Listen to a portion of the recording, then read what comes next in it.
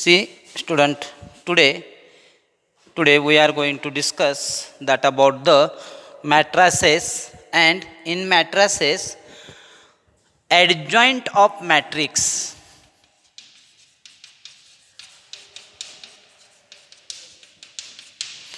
Adjoint of matrix he concept आपण discuss करत आहोत. याच्यामध्ये वेगवेगळे प्रॉब्लेम आपण घेत आहोत. तर ॲडजॉइंट ऑफ मॅट्रिक्समध्ये आपण काय पाहतोय बघा, म्हणजे दिलेला मॅट्रिक्स असेल समजा ए, एक मॅट्रिक्स तुमच्यासमोर दिलेला आहे. तर पहिलं काम काय करायचं आहे, यू हॅव टू फाइंड मायनॉरचं कन्व्हर्जन कोफॅक्टर, कोफॅक्टरचं कन्व्हर्जन ॲडजॉइंट. या स्टेप आहेत मॅट्रिक्सचा ॲडजॉइंट फाइंड आउट करण्याची. तर आता एक असाच प्रॉब्लेम आहे आपल्यासमोर. पहा, एकदा तुम्ही स्टेप पहा.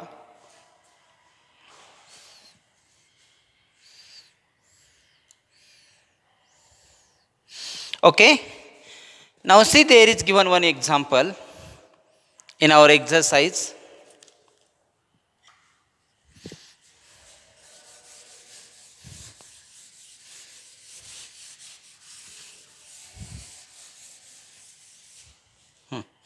तर एक्झाम्पल काय दिलेलं आहे पहा.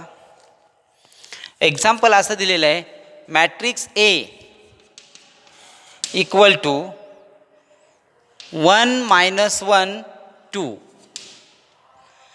3 0 -2 1 0 3. आणि मग व्हेरीफाय करा म्हटलेले त्याने. Verify that a into adjoint of a is always equal to mod of a into I. हा रिझल्ट आहे. रिझल्ट म्हणून सुद्धा तुम्ही हा ध्यानात ठेवणार आहात. This is a important result in mathematics in case of matrices. मग याचं व्हेरिफिकेशन आपल्याला करायचं आहे. ए ऑलरेडी दिलेला आहे, एल एच एस सॉल्व करायचे, आर एच एस सॉल्व करायचे, दोन्ही आन्सर एक येतात असं दाखवायचं आहे. मग आपण सुरुवात अशी करूयात, अगोदर ॲडजॉइंट फाइंड आउट करून घेऊयात. So see here how can we find its adjoint. तर मॅट्रिक्स ए दिलेला आहे, त्याचा minor of A equal to suppose M, then it is equal to 1चा मायनॉर फाइंड आउट करतो. 1चा रो आणि कॉलम इलिमिनेट केले. 0 3 0 0 2 -2 0, आन्सर इज 0. -1चा मायनॉर आता 3 3 9 +2 11, 9 +2 11 आणि 2चं रिलेटेड येणार 0. First row completed. Second row 3 eliminate, first column eliminate, second row eliminate. -1 3 -3 आणि 0 म्हणजे -3. 0चा इलिमिनेट म्हणजे सेंटर आहे. Second row second column eliminate करा. 3 -2 1 आणि -2च्या रिलेटेड पहा. आता second row third column eliminate करा. 1 0 0 -1 +1. आता थर्ड रो फाइंड आउट करूयात आपण. 1च्या रिलेटेड फर्स्ट कॉलम 1 रो म्हणजे 2चा आन्सर येणार आहे. 0च्या रिलेटेड आता कॉलम रो इलिमिनेट, मग 1 -2 -2 -6 -2 -6 -8. See again -2 -6. Then third last इलिमेंटचा मायनॉर पहा. आता 1 0 0 -3 म्हणजे +3. हा मायनॉर तुम्हाला मिळाला आहे. आता याचं कन्व्हर्जन कोफॅक्टर ऑफ ए मध्ये करूयात. कोफॅक्टर ऑफ ए म्हणजे तुम्हाला हे पोझिशन माहिती असेल, plus minus plus minus plus minus plus minus plus. बघा सेंटर, हा जो सेंटर आहे, सेंटरच्या जवळचे जे काही एलिमेंट आहेत असे डायगोनल डायमंड फॉर्ममध्ये म्हणूयात आपण त्याला, त्यांचे साईन चेंज होतात आणि कॉर्नरचे साईन चेंज होत नाहीत असं इथे इव्हन ऑड पोझिशननुसार. So 0 as it is, 11 minus 11 0 as it is, -3 + 3 1 as it is, 1 become -1, 2 as it is, -8 become 8, 3 as it is. याच्यानुसार चेंज केले sign convention.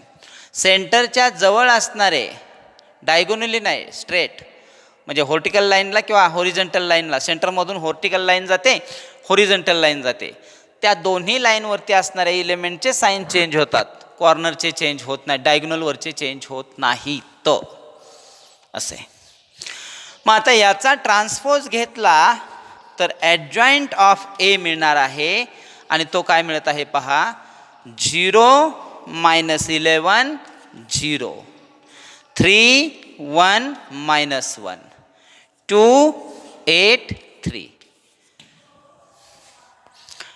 Adjoint of A is obtained. पहा, adjoint of A is obtained. आपल्याला adjoint of A मिळालेला आहे. आता adjoint of A मिळाल्याच्या नंतर हे जे adjoint of A चा आन्सर आहे ते मी इथे लिहून ठेवतो. 0 3 2 -11 1 8 and 0 -1 3.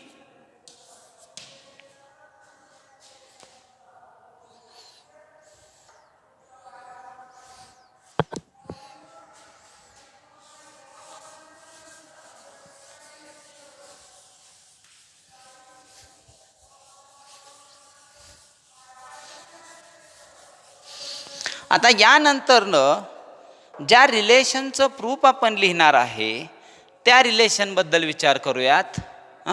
तर पहा, LHS इज इक्वल टू काय आहे, A into adjoint of A. So it is equal to काय येत आहे पहा, 1 -1 2, 3 0 -2, 1 0 3 into 0 3 2 adjoint, -11 1 8, 0 -1 3 3. आता याचं मल्टिप्लिकेशन काय येत आहे पाहूयात. 1 0 0 +11 0 म्हणजे काय आलं, +11. बघा corresponding multiplication, 1 3 3 -1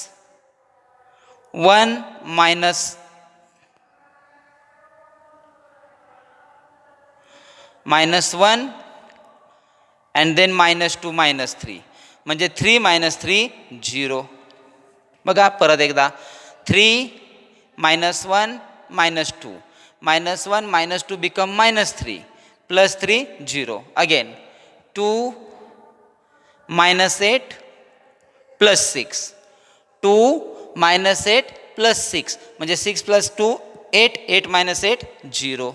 Here we get 0. Similarly, second 3 0 0 0 0 0 0 0 0. Here is 0. 3 3 9 0 +2 11. 3 2 6 0 -6, 6 -6 0. आता लास्ट 1 0 0 0 11 0 3 0 0. 1 1 3 3 0 -3, 3 -3 0. 1 to 2 0 3 3 9 म्हणजे 2 + 9 11. बघा असं आन्सर आलं. आता इथे तुम्ही सर्व 0 आहेत, 11 कॉमन घेऊ शकता. प्रत्येक एलिमेंट 0 × 11 म्हणजे 0च असतं, म्हणजे प्रत्येकामधून 11 तुम्ही कॉमन घेऊ शकता. मग मॅट्रिक्स काय राहतो पहा, 1 0 0 0 1 0 0 0 1. आणि मग हा जो मॅट्रिक्स आहे तो युनिट मॅट्रिक्स आहे, मीन्स इट इज 11 × I असा आन्सर आहे. 11 × I. आता हे आन्सर तुमचं LHSचं आलेलं आहे. काय आलेलं आहे, 11 × I. हे 11 × I LHSचं आन्सर आलेलं आहे. पहा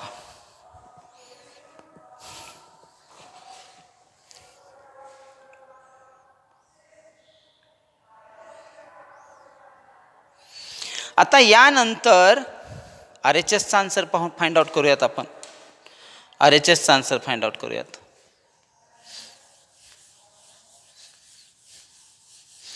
तुम्ही लगेच लिहून घेत जा नोटबुकमध्येच.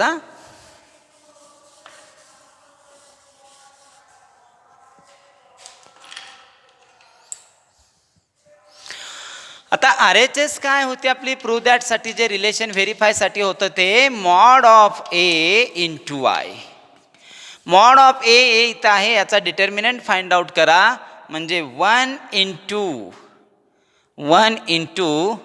03 03 0 मायनस 1 × 339 +1 11 आणि +2 × 0 0.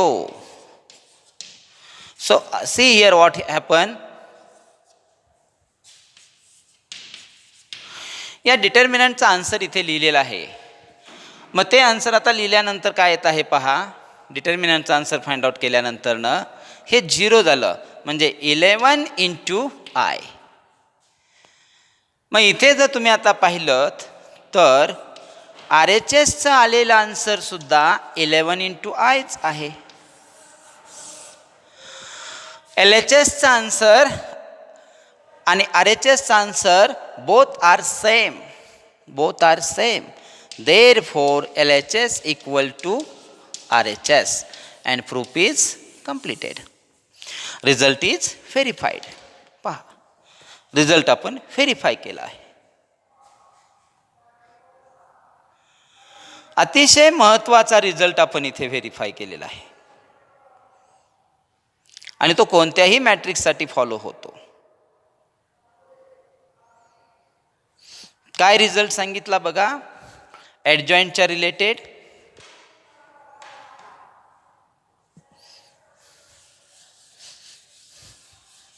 ॲडजॉइंट कसा फाइंड आउट करायचा तेही तुम्हाला आत्ता मी सांगितलं.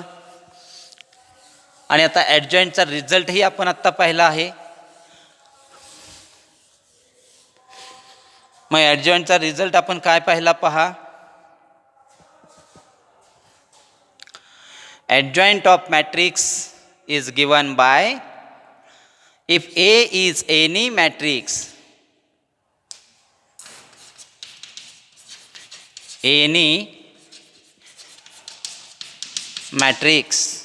if A is any matrix, then adjoint of A into A or A into adjoint of A is always equal to mod of A into I, where I is the unit matrix of same order of A. बघा,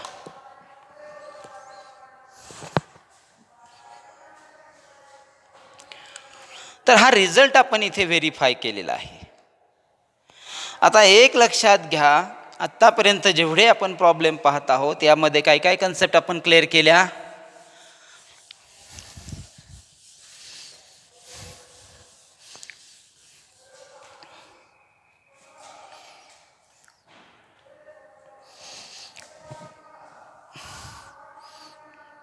Very first we had find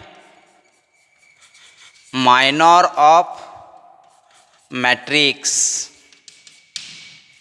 Number 2, cofactor of matrix. Number 3, adjoint of matrix.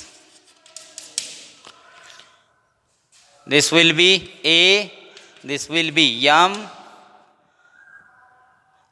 This given matrix A is here, then here is M, here is C, which is always denoted by A11, A12, A13, A21, A22, A23, A31, A32, A33.